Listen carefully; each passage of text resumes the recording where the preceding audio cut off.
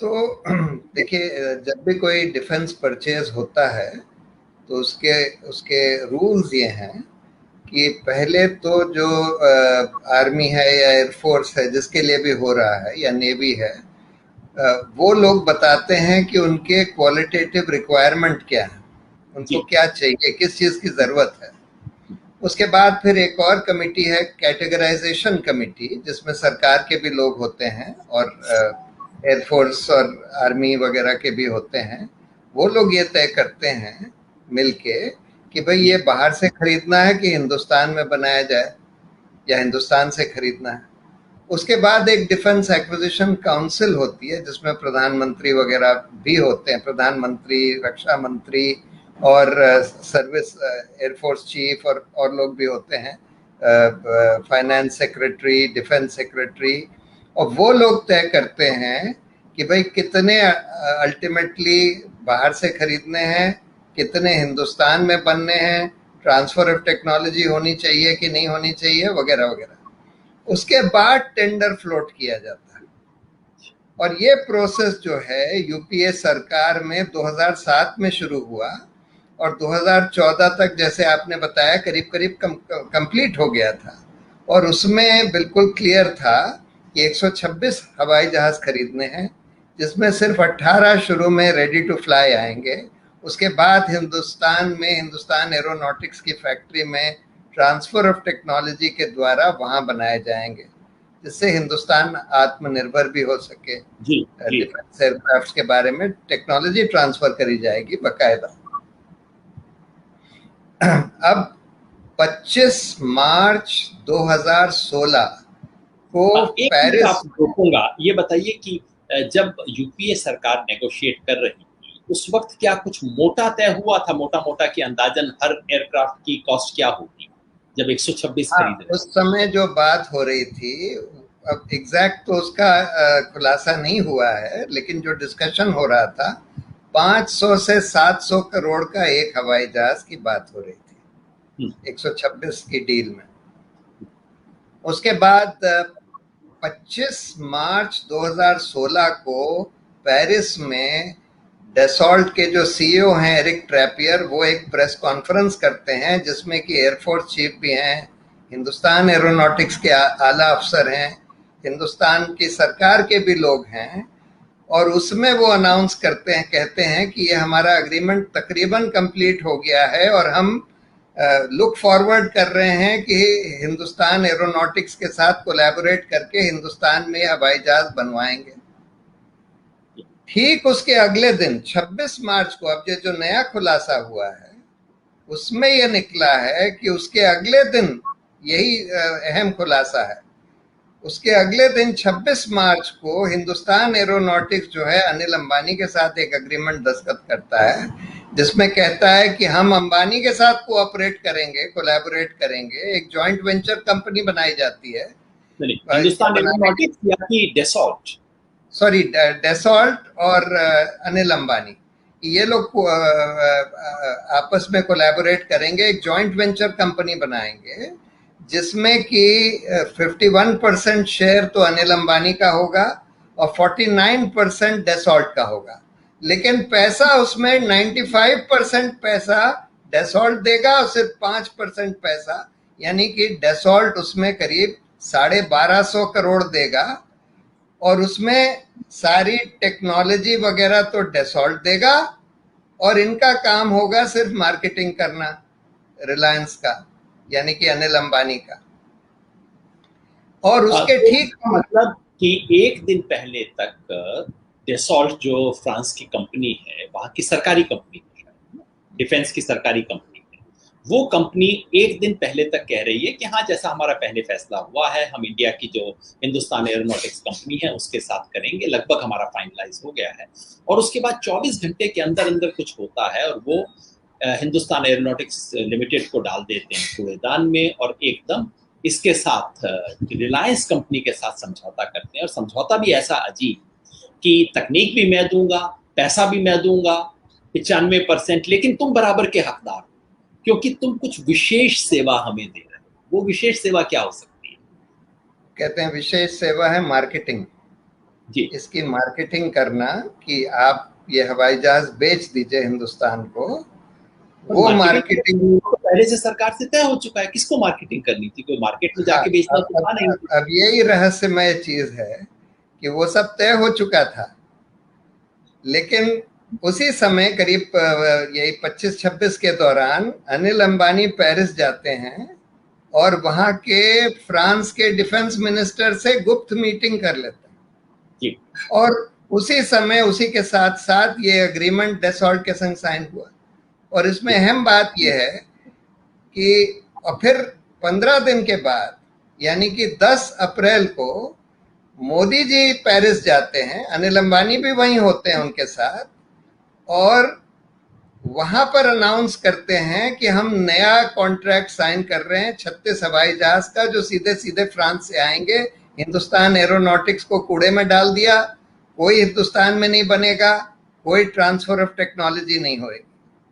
और उसके बाद ये खुलासा होता है कि अनिल अंबानी, और इसमें डेसॉल्ट को 50% ऑफसेट कॉन्ट्रैक्ट्स देने पड़ेंगे हिंदुस्तान की कंपनियों को इसके पार्ट्स पुर्जे बनाने के लिए।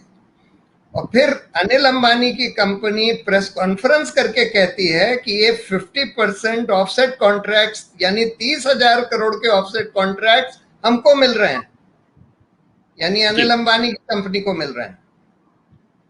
एक नई डिफेंस की कंपनी बनाते हैं, उनको कोई डिफेंस के सेक्टर में कोई उनका योगदान नहीं है, कोई एक्सपीरियंस नहीं है।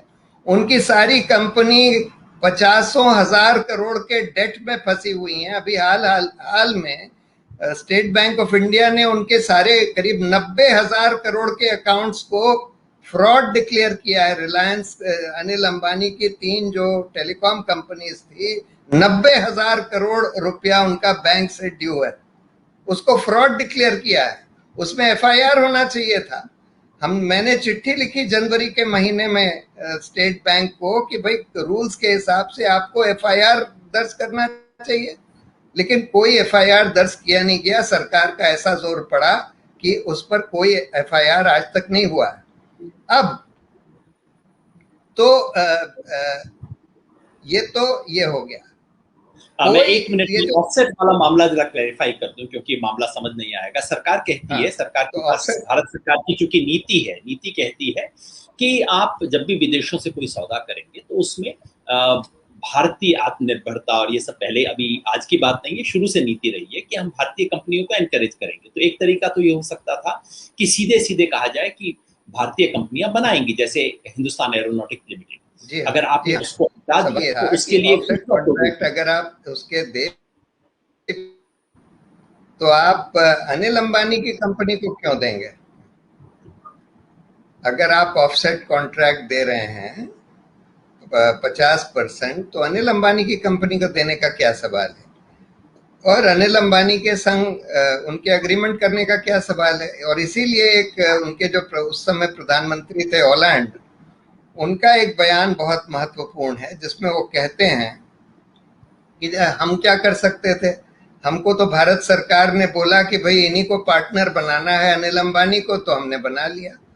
यानी कि ये जो डेसॉल्ट है उसमें फ्रेंच सरकार का काफी स्टेक है, तो कहते हैं कि हमने बना लिया उनको, क्योंकि हिंदुस्तान की सरकार ने बोला।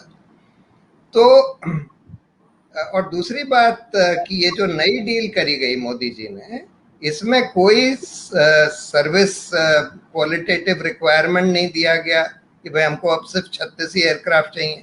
पहले तो 126 बोला था इंडियन एयरफोर्स ने, उन्होंने कहीं ये नहीं बोला। उसके बाद फिर जो वो दूसरी कमेटी होती है जो तय करती है कि कितने बाहर से लिए जाएं कितने, उनका भी कुछ नहीं आया।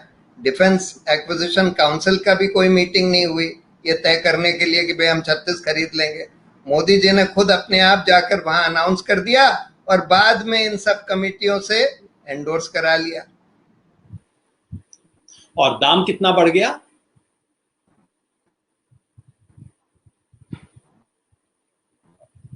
मैं पूछ रहा था कि दाम 36 खरीदे जाए, बाद में जब प्राइस, हाँ हाँ, तो दाम तो मतलब 500 से 700 करोड़ पहली वाली डील में था एक हवाई जहाज का, बढ़ा के 1670 करोड़ कर दिया गया। और उसका जस्टिफिकेशन ये दिया गया कि हमने इसमें कुछ बम वगैरह भी साथ में खरीदे हैं, कुछ हवाई जहाज के साथ कुछ बम भी खरीदे हैं, कोई हेलमेट भी खरीदा है, हेलमेट जो कि पीछे देख सके। यानी कि आप 1000 करोड़ रुपया दाम बढ़ा देंगे कोई हेलमेट के लिए और कोई हवाई जहाज में बम लगाने के लिए, ये तो रिडिकुलस है। तो इसलिए हम लोग अपने पहले सीबीआई में, अरुण शौरी, यशवंत सिन्हा और मैंने सीबीआई में कंप्लेंट करी कि भाई इसमें तो सीधी सीधी करप्शन की झलक आती है और इसलिए इसमें करप्शन का इन्वेस्टिगेशन होना चाहिए। पहले तो यही सवाल है कि मोदी जी ने अपने आप ये डील कैसे पलट दी, सारे रूल्स के खिलाफ, जब पूरी की पूरी डील करीब करीब कंक्लूड हो चुकी थी और कम पैसे में हो रही थी, ट्रांसफर ऑफ टेक्नोलॉजी भी होना था, हम लोगों को 126 हवाई जहाज मिलते, उसका उन्होंने 36 कर दिया, ट्रांसफर ऑफ टेक्नोलॉजी खत्म कर दी, आत्मनिर्भरता खत्म कर दी, हिंदुस्तान एरोनॉटिक्स को डुबा दिया और उसके साथ साथ ऑफसेट कॉन्ट्रैक्ट्स अनिल अंबानी को दे दिए या दिलवा दिए। इसमें तो सीधी सीधी मतलब अनिल अंबानी का तो कोई एक्सपीरियंस नहीं, उसकी सारी कंपनी डूबी हुई, फेल्ड बिजनेसमैन, उसको ऑफसेट कॉन्ट्रैक्ट दिलवाने का तो कोई किसी हालत में औचित्य नहीं समझ में आता। तो इसलिए इस पर इन्वेस्टिगेशन होना चाहिए। अब हमारी पूरी कंप्लेंट आलोक वर्मा के टेबल पर पड़ी थी। जी वो हम लोगों से मिले, आलोक वर्मा जो सीबीआई के डायरेक्टर थे। जी 2 3 दिन के अंदर वो फैसला लेने वाले थे। उसी बीच में रातों रात 2 बजे रात में सीबीआई डायरेक्टर को सरकार ने हटा दिया, बिल्कुल इलीगली हटा दिया, क्योंकि जो अपॉइंटिंग अथॉरिटी है उसके 2 बजे कंसेंट ड्रामा के हुआ बगैर। था जो अखबारों में भी छपा हाँ, था, रात 2 बजे का ड्रामा वो इसलिए था कि आपकी कंप्लेन उनकी टेबल पे पड़ी थी। सरकार को डर ये था कि वो उसके अंदर इंक्वायरी में कुछ लिख सकते हैं जिससे बाद में सरकार के लिए निकलना उबरना मुश्किल हो जाएगा, इसलिए रात 2 बजे सीबीआई डायरेक्टर को बदला गया, दफ्तर पे छापा मार के कब्जा किया गया, रातों रात एक आदमी को बैठाया गया जो कि जिसके बारे में काफी तरह के संदेह रहे हैं उसको बैठाया गया। और इस तरह से एक तरह से कू जो क्रांति जो होती है ना, रातों रात कू वो की गई, उसके पीछे ये बिल्कुल था। बिल्कुल फिर मामला बिल्कुल सुप्रीम बिल्कुल। कोर्ट में गया और सीएजी में भी गया। हाँ, फिर हम लोगों ने पिटिशन फाइल करी सुप्रीम कोर्ट में कि भाई इसमें आप कोर्ट मॉनिटर्ड इन्वेस्टिगेशन करवाइए। अब मजेदार बात यह है कि इस पिटिशन के जवाब में सरकार ने एक बंद लिफाफे में कोर्ट को कुछ नोट दे दिया, जी उसमें किसी के दस्तखत नहीं, एक नोट बंद लिफाफे में, जी हम लोगों को भी नहीं दिखाया गया। हम्म, और उसके आधार पर सुप्रीम कोर्ट ने फैसला कर दिया, हमारी पिटिशन डिसमिस कर दी और सरकार ने जो बंद लिफाफे में दिया था वो सब मान लिया। हम्म, ये जो भी सरकार ने उसमें बोला, और उसमें खासकर ऐसी चीज लिख दी जिससे ये साफ जाहिर हो गया कि सरकार ने कई झूठ बोले हैं उस हम्म, बंद लिफाफे के नोट में। उसमें ये लिख दिया गया, जो कि जजमेंट में आया, कि सीएजी की रिपोर्ट, सीएजी का ऑडिट हो चुका है, सीएजी की रिपोर्ट आ चुकी है, पीएसी में जा चुकी है, सार्वजनिक करी जा चुकी है, लेकिन असलियत ये थी कि तब तक तो सीएजी का वही ऑडिट नहीं। ही नहीं हुआ। जी और उन्होंने ये भी लिख दिया कि इसमें प्राइसिंग डिटेल्स इस ऑडिट से हटा दिए गए हैं, हम्म, जबकि तब तक इतिहास में कभी भी कोई रक्षा सौदे से प्राइसिंग डिटेल्स नहीं हटाए गए थे। लेकिन उसके बाद उस हलफनामा भी नहीं था, सिर्फ नोट था, उस नोट के कई महीने बाद सीएजी की रिपोर्ट आई और उसमें देखा गया कि प्राइसिंग डिटेल्स उड़ा दिए गए हैं, जो कि यानी सरकार को कि कई महीने पहले। सीएजी की रिपोर्ट आने से पहले सरकार को पता था कि सीएजी की रिपोर्ट में क्या किया जाएगा और इसको जी हाँ। उन्होंने लिख के दे दिया। और बस गड़बड़ स्लिप इसके अंदर ये हो गई कि उन्होंने सुप्रीम कोर्ट को लिख के दिया कि सीएजी की रिपोर्ट, या तो उन्होंने लिख के दिया होगा आने वाली है, सुप्रीम कोर्ट ने समझ लिया आ गई है, और ये बात उन्होंने जजमेंट में लिख दी जिससे आपको पता लग गया कि ये हेरा फेरी, ये खेल वहां पे हो रहा। जी हाँ। तो उसके बाद हम लोगों ने रिव्यू फाइल करी, रिव्यू भी उन्होंने डिसमिस कर दी और तुरंत ये गोगोई साहब रिटायर हो गए और रिटायरमेंट के बाद उनको राज्यसभा में एक सीट दे दी गई। भारतीय तो हिस्ट्री के हिंदुस्तान, सबसे शर्मनाक अध्यायों में जो हुआ कि जज जी साहब ये हाँ, करते हैं और उसके बाद उनको राज्यसभा का मेंबर बना दिया जाता है। और ये सब 2019 चुनाव से पहले के खेल थे, है ना। बिल्कुल बिल्कुल। 2019 चुनाव आते आते तक तो उससे पहले सरकार ने एक तरह से सब मामले को सील बंद कर दिया कि भाई अब हमको चुनाव के अंदर करप्शन के एलिगेशन नहीं लग सकते। हमने सब कुछ मामला, जिसे भारतीय भाषा में कहा जाता है कि सेटिंग हमने पूरी कर ली, अब कुछ होने की गुंजाइश नहीं। फिर ये बिल्कुल, आज सेटिंग, भी वो सुप्रीम कोर्ट का हवाला देते हैं। जी, आज भी फिर ये जब सेटिंग अब नया टूट कैसे खुलासा, गई? जी, ये जो फ्रांस में अब हुआ है, ये क्या हुआ है, फ्रांस में कैसे खुल गया? क्योंकि पैसा तो हमारा गया, लूटा तो हमारे को गया, गड़बड़ हुई तो हमारी हुई, फ्रांस में कैसे इन्वेस्टिगेशन? जी हाँ, तो एक शर्पा नाम का एक एनजीओ है, उन्होंने एक कंप्लेंट करी थी। फ्रांस की जो एंटी करप्शन एजेंसी है, पीएनबी ऐसे कुछ नाम है उनका, अ, वो उनकी जो फाइनेंशियल एंटी करप्शन एजेंसी है, तो पहले जो उसके हेड थे उन्होंने तो डिसमिस कर दी थी ये कह के कि भाई इसमें तो फ्रांस के इंटरेस्ट हार्म हो जाएंगे, क्योंकि ये फ्रांस की डील है, फ्रांस के प्रधानमंत्री, डिफेंस मिनिस्टर वगैरह भी इसमें इन्वॉल्व हैं, तो ये फ्रांस के इंटरेस्ट के खिलाफ होगा, इसलिए हम इसमें इन्वेस्टिगेशन नहीं करेंगे। मतलब उन्होंने भी उसके ये नहीं बाद, कहा था कि गड़बड़ी नहीं हुई है, उन्होंने कहा था कि अगर इस गड़बड़ी को सामने ले आए, अगर इसके अंदर ज्यादा हम ताक झाक करेंगे तो हमारे ही लोगों का नाम आएगा और हमारे देश को नुकसान हो सकता है। जी हाँ, उसके बाद उनके वो जो हेड थे उस एजेंसी के, वो रिटायर हो गए, नए हेड आ गए, और उस बीच में कुछ नए खुलासे भी हुए। एक बहुत अहम खुलासा ये हुआ, जो कि मीडिया पार्ट की स्टोरी ने रिपोर्ट किया है, कि 26 मार्च को, यानी कि 25 मार्च की जो प्रेस कॉन्फ्रेंस हुई, जिसमें जो डसॉल्ट के सीईओ हैं वो कह रहे हैं हिंदुस्तान एरोनॉटिक्स और एयरफोर्स के लोगों के, हिंदुस्तान के एयरफोर्स के लोगों के साथ बैठकर, कि भाई हम, हमारी ये पुरानी 126 हवाई जहाज की डील अब करीब करीब तय हो गई है और हम लोग हिंदुस्तान एरोनॉटिक्स के साथ मिलकर हिंदुस्तान में हवाई जहाज बनाएंगे।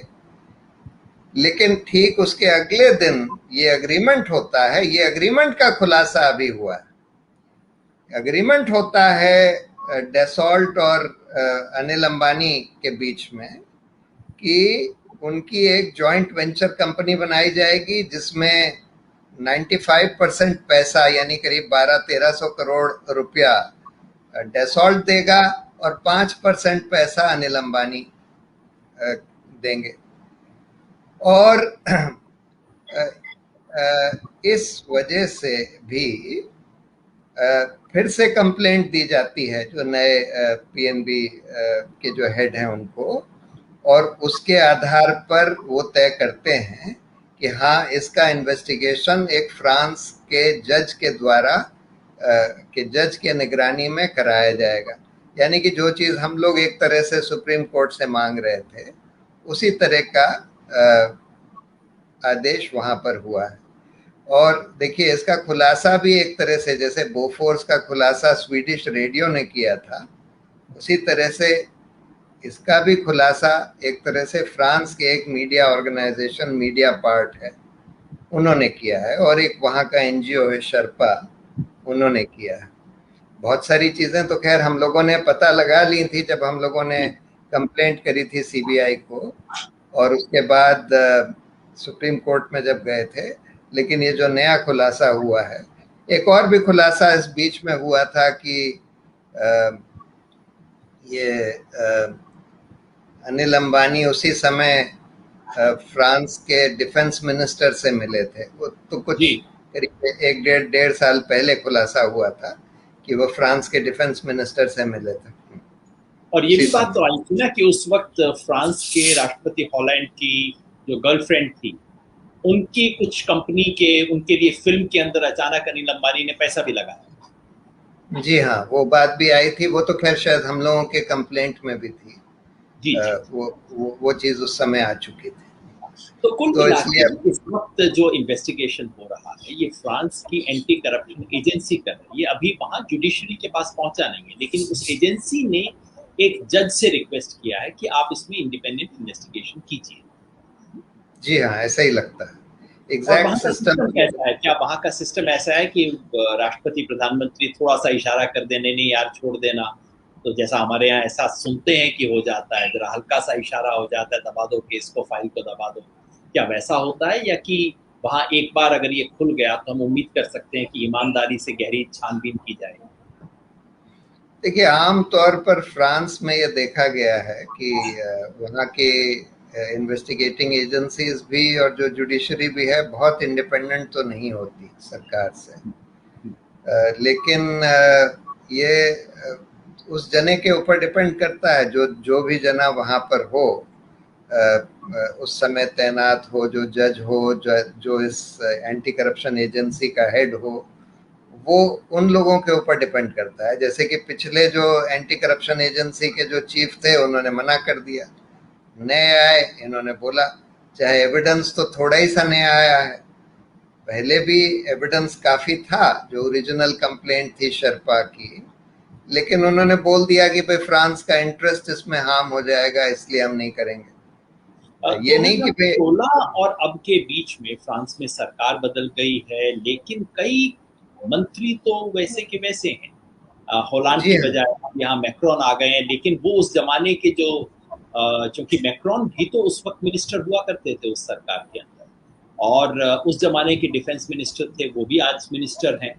तो कहीं ना कहीं जी वो एस्टेब्लिशमेंट कायम है, जिसको डर है कि अगर सब कुछ मामला खुलने लगा तो दिक्कत होगी। जी हाँ, बिल्कुल बिल्कुल। और उनके कम से कम दो मंत्री, दो क्रूशल मंत्री, डिफेंस मिनिस्टर और फाइनेंस मिनिस्टर, इस सरकार में भी मिनिस्टर हैं, मैक्रोन की सरकार में, जो उस समय डिफेंस मिनिस्टर और फाइनेंस मिनिस्टर थे। तो इसलिए जाहिर है कि फ्रांस की सरकार से पूरा दबाव होगा एंटी करप्शन एजेंसी के ऊपर भी, और पॉसिबली जज के ऊपर भी, कि भाई इसको आगे ना बढ़ाया जाए। और हिंदुस्तान की सरकार भी उनके ऊपर दबाव डालेगी, जाहिर है कि मोदी सरकार बिल्कुल दबाव डालेगी फ्रांस की सरकार के ऊपर कि भाई आप कैसे इस इन्वेस्टिगेशन को होने दे सकते हैं, इसमें तो हम लोग सब फंस जाएंगे। जी जी जी जी। तो कुल मिला के आपकी क्या उम्मीद है, कितने समय में फैसला होगा, और सब आपकी उम्मीद क्या है इसको?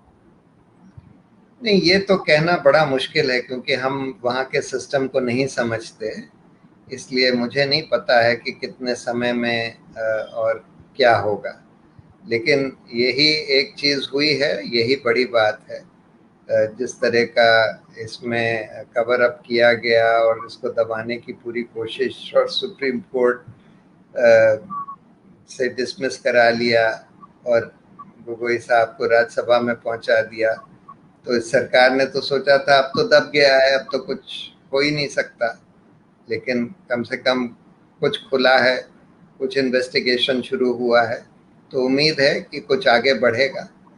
बीजेपी वाले घबराए तो हुए, कल इनके स्टेटमेंट वगैरह में काफी घबराहट झलक रही थी, जिस तरह से एग्रेसिवली हाँ अटैक कर रहे थे जी। हाँ हाँ, घबराए तो ज़रूर होंगे, क्योंकि ये तो इतना ओपन एंड शट मामला है, इसमें कोई बहुत ज़्यादा इन्वेस्टिगेशन करने की ज़रूरत नहीं है। जैसे मैंने बोला, अनिल अंबानी का तो कोई औचित्य ही नहीं था ना, उसको तो 2G केस में भी उसका ओरिजिनली चार्जशीट वगैरह किया गया था इन लोगों को, और उसके बाद इतना सारा फ्रॉड डिटेक्ट हुआ है इनके सारे, इनकी कंपनियों में, financial fraud, siphoning out and so on. Defence में कोई एक्सपीरियंस नहीं है, ऐसे आदमी को, ऐसी कंपनी को आप एकदम से हिंदुस्तान एरोनॉटिक्स से उठाकर इनको ले आएंगे, उसका क्या औचित्य है। तो और कुछ नहीं तो कम से कम ये उम्मीद करनी चाहिए कि कुछ नए डॉक्यूमेंट्स आएंगे उस तरफ से, फ्रांस की साइड से। हिंदुस्तान की साइड से तो कुछ निकलेगा नहीं, निकलने दिया नहीं जाएगा, लेकिन फ्रांस की साइड से कुछ डॉक्यूमेंट सामने आएंगे, कुछ ना कुछ खबर सामने आएगी। और भारत के इतिहास में जो बड़े बड़े फ्रॉड्स हुए हैं, जिनके बारे में संदेह रहा है, बोफोर्स जिसके बारे में खुद आपने लिखा है प्रशांत जी, और अब ये रफाल, ये इसमें कुछ आगे बढ़ेगा। और ये जो एक बार लग रहा था कि भाई इसको तो अब बिल्कुल ही ढक्कन लगा दिया, बंद कर दिया, इतना बड़ा घोटाला कि इसकी अब हवा भी बाहर नहीं निकलेगी, अब हवा तो निकलेगी, कुछ तो सामने आएगा। उम्मीद करते हैं कि इसमें कुछ एक चीज मैं सफलता और कहना चाहता था जी कि देखिए, ये सिर्फ पैसों का घोटाला नहीं है, ये कोई फाइनेंशियल करप्शन स्कैम सिर्फ नहीं है। इसमें तो हमारी जो डिफेंस प्रिपेयर्डनेस और जो हमारी इंटरनल सिक्योरिटी है, एक्सटर्नल सिक्योरिटी, उससे खिलवाड़ किया गया, क्योंकि हमको 126 हवाई जहाज चाहिए थे। अब इन्होंने नया टेंडर फ्लोट किया है और 110 हवाई जहाज के लिए इस 36 रफाल के बाद। तो हमको चाहिए थे वो, और हमको टेक्नोलॉजी भी चाहिए थी। हमारी आत्मनिर्भरता के लिए, डिफेंस इक्विपमेंट मैन्युफैक्चरिंग के लिए हमको वो टेक्नोलॉजी चाहिए थी, और टेक्नोलॉजी मिल रही थी, और वो हिंदुस्तान एरोनॉटिक्स के पास कैपेबिलिटी थी। लेकिन आपने वो सब ताक पर लगाकर सिर्फ अपने एक अनिल अंबानी को बीच में लाने के लिए, बिचौलिए को, और कमीशन लेने के लिए हमारी सारी सिक्योरिटी कॉम्प्रोमाइज कर दी। इससे बड़ा खिलवाड़ हमारी सिक्योरिटी से हो ही नहीं सकता। कोई सोच ही नहीं सकता कि आप हमारी पूरी डिफेंस प्रिपेयर्डनेस को ताक पर रख के आप अपने कोई एक आदमी को कमीशन दिलवाने के लिए ये कर देंगे। इससे इससे ज्यादा देशद्रोह इमेजिन नहीं किया जा सकता है। देशद्रोह का काम है पूरा।